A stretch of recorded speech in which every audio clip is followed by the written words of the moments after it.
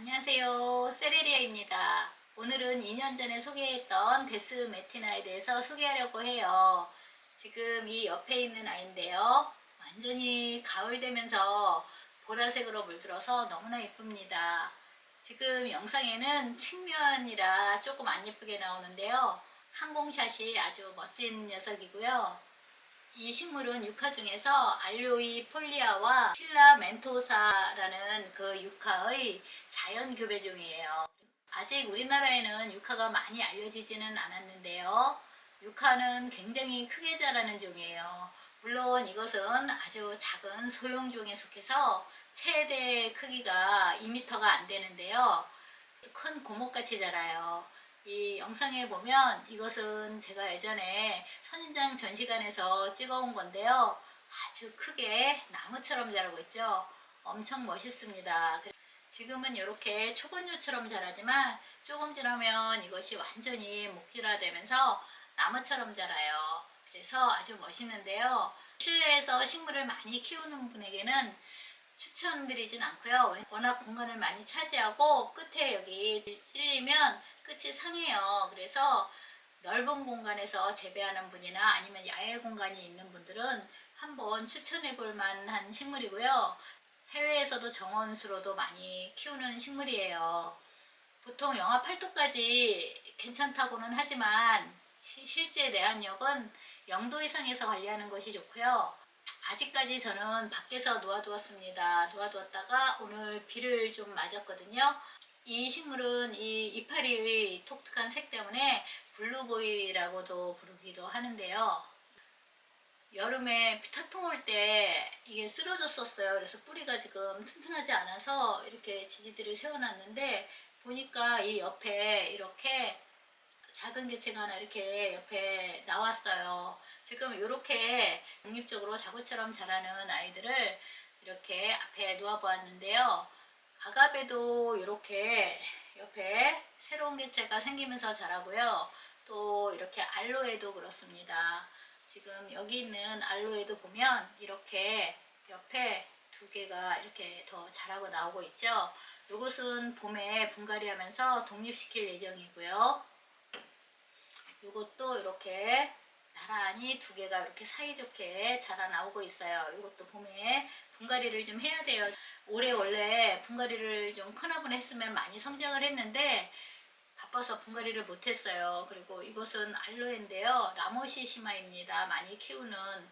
근데 구석에 있어서 제가 물을 빼놓고 안 줬더니 끝이 좀 말랐는데요. 이 밑에 이렇게 자라는 부분은 가위로 자르고요.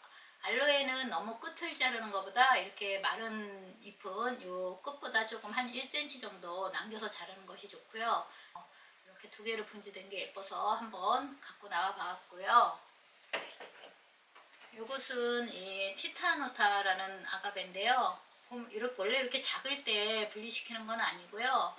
분갈이를 하다 보니까 이렇게 두 개가 있길래 그냥 떼어냈습니다. 그래서 콩알만 했어요. 그래서 독립시키는 건 아니지만 어차피 그냥 저는 유묘도 많이 키우니까 유묘 옆에 놓고 이렇게 물 주고 있고요. 오늘은 요 유카가 조그만 꼬맹이가 물을 잘 못 먹어서 잘 자라지를 못해요. 그래서 시기적으로 봄에 불려는 게 더 좋겠지만 오늘은 이 아이를 분리해서 심을 겁니다.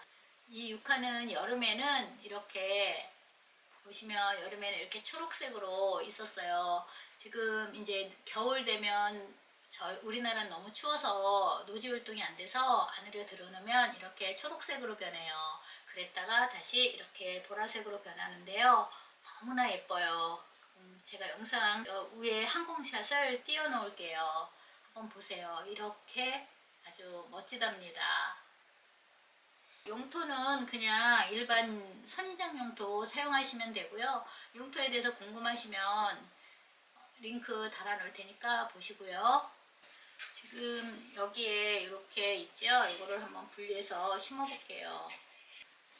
좀 파내겠습니다. 이게 분갈이 할 때 분리하는 게 좋은데요. 제가 물을 너무 안 주니까 성장도 못하고 말라 죽을 것 같아요. 굉장히 뿌리가 깊네요.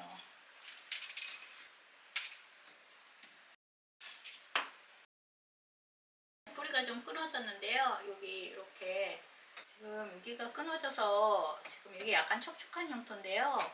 물은 당분간 주지 않을 생각이고요. 유카는 이렇게 물을 말린다고 해서 죽거나 그러지는 않습니다. 한 일주일 정도는 물을 주지 않고 놔둬 보려고 해요. 그 다음에 물을 넉넉히 줄 거고요.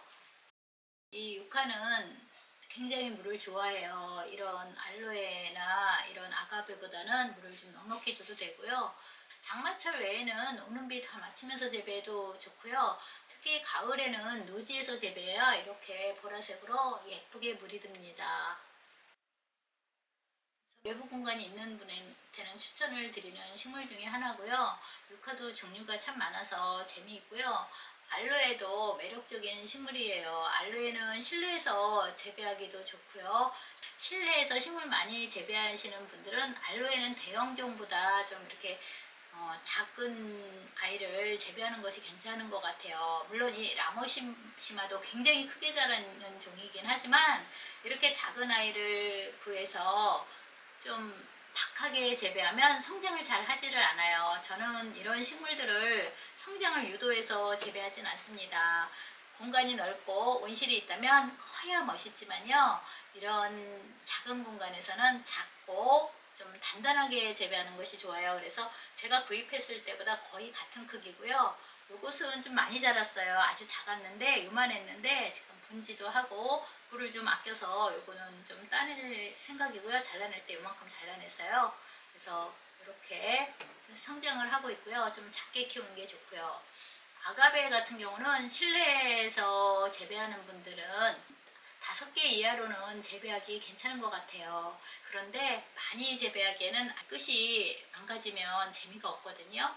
그래서 온실 같은 거 있는 분들한테 추천드리고 싶어요. 실내에서 재배하는 분들은 한 5개 정도 이렇게 다른 식물하고 같이, 예전에 입장이 2개밖에 없는 아이를 선물로 받은 거예요. 굉장히 작은 요만했을 때. 그런데 지금 이렇게 성장을 하고 있습니다.